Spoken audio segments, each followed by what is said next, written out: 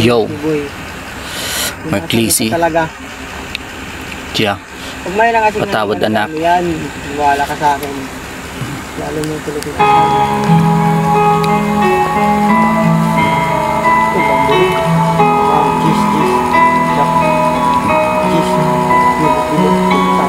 Bang, patay. Tiya, Marklisi. Patawad anak.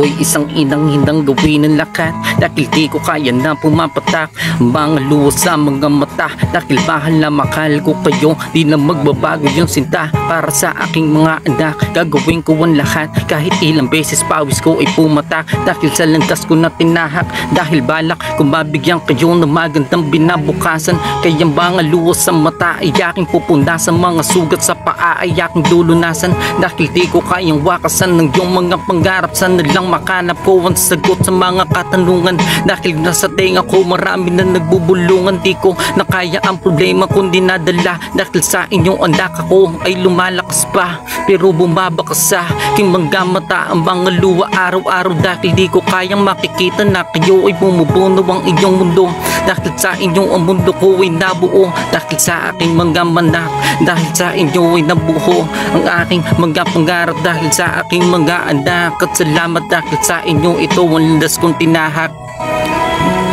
Pero dumating sa puntong masasaktan ko pala kayo, masasaktan ko yung mga taong mahal ko, kaya lubos ang puso ko'y nadurog. Bakit pa nasama pa kayo sa pagsunog ko sa aking katawan dahil ako'y natauhan, di ko kaya na kayo ay iwanan.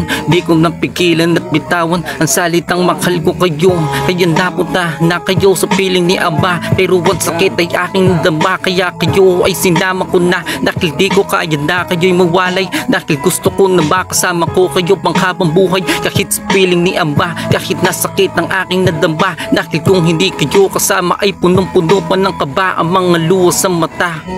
Huwag nyo nang isipin nang walang kwenta yung amba. Andito lang ako pagmamahal lang gusto kong ipadama. Pasensya na anak, patawad sa aking nagawa. Kung sakaling sa mga naiwan mayroong pumapatak na luha. Ang hustisya sa atin ay hindi pa nakukuha. Di kayo matutuwa sa aking ginawa kesa lang makita ko kayong kawawa sa piling ng amba yung walang kwenta. Pero salamat pa rin dahil nagawa kong tanggapin, harapin ng bukas. Hanggang ngayon mga luha sa mata wala pang pumupunas. Di ko kayang tanggapin ang bukas na wala pang rason at sagot sa katanungan dahil sa tenga ko marami na nagbubulungan. Mga problema di ko kinakaya kaya sinama ko kayo anak dahil gusto ko na maligaya ng kasama kayo sa piling ni Ama.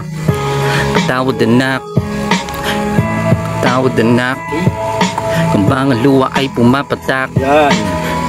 Patawad anak, patawad anak kung napasama pa kayo sa bawat pagpatak. Isang gabi hindi ko na alam ang gagawin. Ang puso ko'y nadurog, sarili ko ay gusto kong masunog. Pero napasama pa kayo dahil wala na kong ibang paraan. Hindi ko makakaya na iwanan kayo at iwanan luwaan. Di ko kaya na maiwan pa kayo sa problema na nagkakapatong-patong. Mas maganda lang magkakasama tayo sa isang kabaong at ako'y napapabuntong. Hindi nga makal na makal ko kayo anak at pangakong luha nyo ay di napapatak.